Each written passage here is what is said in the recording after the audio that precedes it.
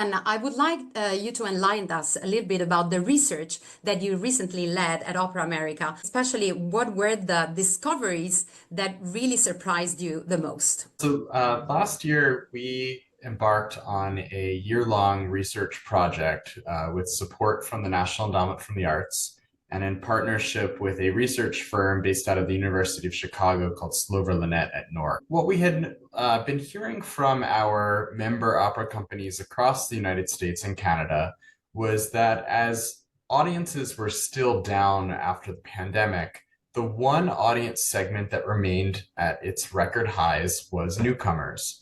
When we last did a little survey of it, it was about, on average, they were up 6%, but at some companies, it was as high as 20% increases of first timers. We really wanted to understand what was bringing these newcomers to opera companies.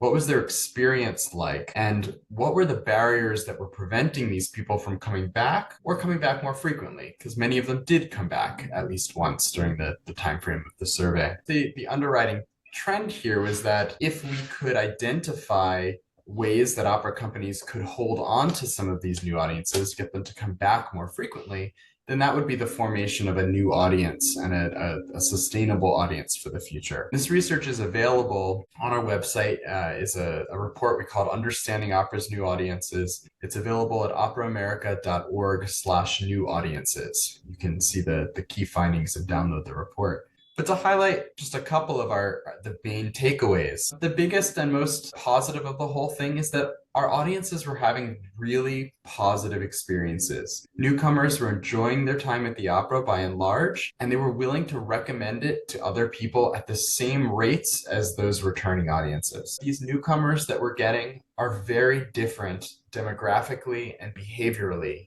from our ongoing audiences. They're generally younger. They're more racially and ethnically diverse.